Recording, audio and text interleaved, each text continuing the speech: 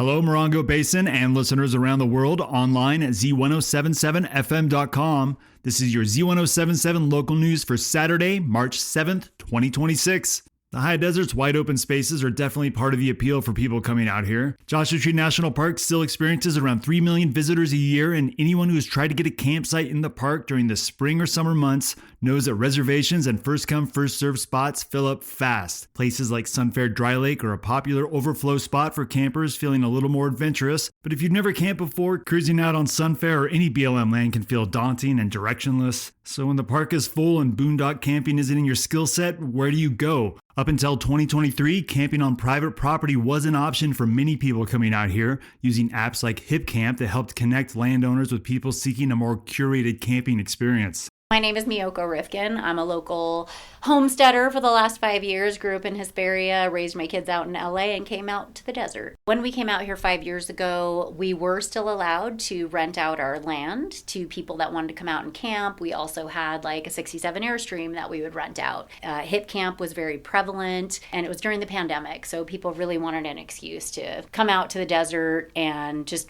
recreate. A couple years into it, we all got shut down by the county. It was a pretty painful thing at the time because a lot of people were depending on this money by renting out their trailers or their yurts or whatever they had on their property. That shutdown came from San Bernardino County, which banned Hip Camp from booking campsites on private properties in 2023. The ban was on alternative structures like Miyoko mentioned, yurts, campgrounds, and RVs, as well as just campsites.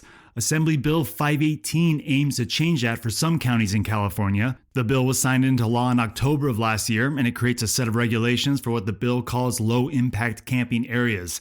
Here's how it works. If you own a minimum of 2 acres of land in a non-urban or suburban zoned area, you can create 1 campsite per acre with a maximum of 9 campsites no matter how big your property is. A property manager or operator must be available 24 hours a day, 7 days a week, and the campsites must comply with all local regulations regarding fire safety, trash and human waste disposal, and stuff like dark sky requirements and noise mitigation. The zoning's an important part of the bill, which would limit it to rural areas only. We're talking about ranches, farms, things like that. It's plenty of space for somebody to be able to offer 1 or 2 campsites, and it does depend on how much property that you have. Like, you can't pack a bunch of people in there. That's not what this bill is about. I asked 3rd District Representative Dawn Rao about the bill. She said that the county has received some outreach on the Assembly bill, but the only positive outreach has been from Hip Camp, while feedback from residents is that, quote, they do not want commercial activities in residential areas. In an email to Z107.7, Representative Rao says that Hip Camp has, quote, continually ignored our land use restrictions, and the county questions what kind of partner they would be if this were legally allowed.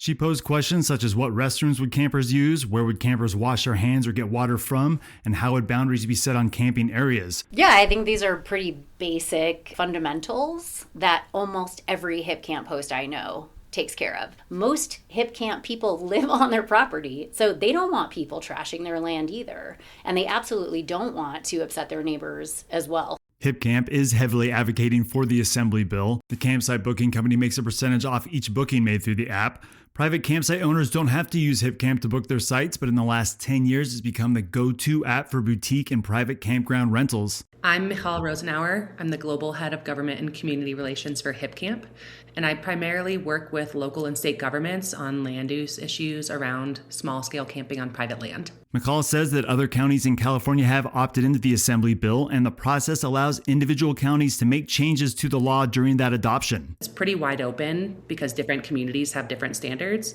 So I've seen, for instance, San Benito County follow exactly this legislation. They just basically copied and pasted and approved this definition of low-impact camping. But other communities like Mendocino, Nevada, Humboldt, who are all working on their own policies right now, have really narrowed those definitions and what's allowed based on what makes sense for their county. There's a lot of flexibility there, but it really does remove a huge barrier for landowners who before had to get a state and local permit, and now they can just go to their local county and say, hey, can we work together on this, please? And a lot of counties are taking them up on that. So what would it currently take for a private landowner to provide campsites on their property without Assembly Bill 518? I reached out to the county to get a handle on the conditional use permit process. A minor use permit costs $7,797 and a conditional use permit costs $15,249. Depending on the project scope, location, and the environmental review, permitting typically takes 12 to 18 months. Here again is Miyoko. Nobody that's running a residential offering can afford that. It would take decades for them to recoup that money.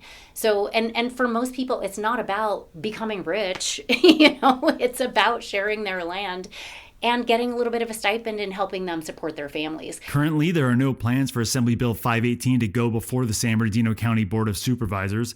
Miyoko has started a petition to show interest from private property owners. You can find a link to that all at Z107.7 FM.com. There's a new art show opening tonight in Morongo Valley, and it's out of this world. With more, here's future alien abductee Jeff Harmatz. If you're interested in the intersection of UFOs and the high desert, you'll want to beam yourself to Spaghetti Western for a new art show from a local artist. Dominique Bass-Terpstra, also known as the Traveling Painter, depicts local landscapes and extraterrestrials in cowboy garb. Bass-Terpstra is a Joshua Tree-based artist and has been working in plein air for more than 2 decades. You may know her work from her recent public mural in the village in downtown Joshua Tree.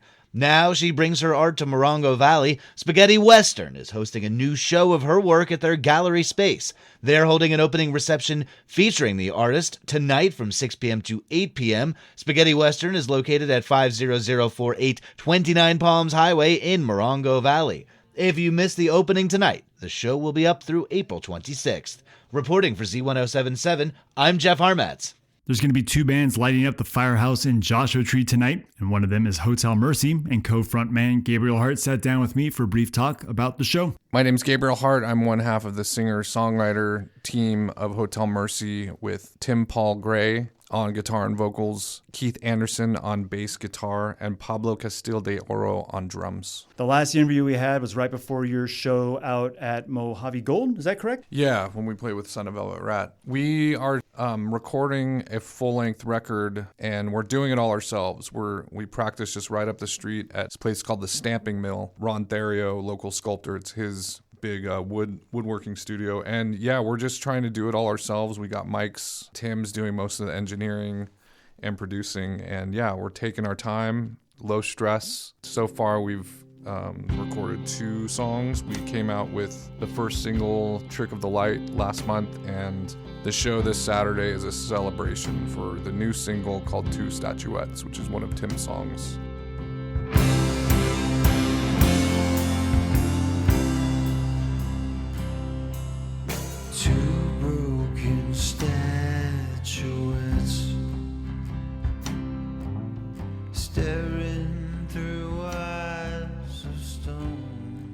Fresh Basil's opening. They're a great band led by this great songwriter named Justin. Another just fantastic high desert power pop act that, we're just big fans of them. Have you played at the firehouse or been there before? This will be our first time playing there, but I love the place. It's one of these DIY kind of third space venues that I think are really vital to our area. Yeah, it is a cool spot. Yeah, donation, no one gets turned away, that kind of thing. You can check out the show at the Firehouse JT tonight. It starts at 7 o'clock and wraps up at 9:55 sharp.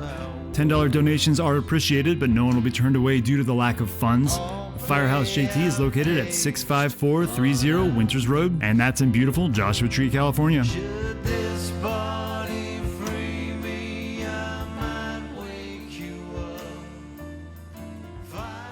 Experimental sounds will be spilling out of the Beatnik Lounge tonight. Local noisemakers Fog Machine, Usufruct, Casino Space Travel, and Lee Scott are holding a free show at the downtown Joshua Tree venue beginning at 8 p.m. The show is free and donations are accepted, but no one will be turned away due to lack of funds. Head down to the Beatnik Lounge, located at 61597 29 Palms Highway, and look for the big metal arrow.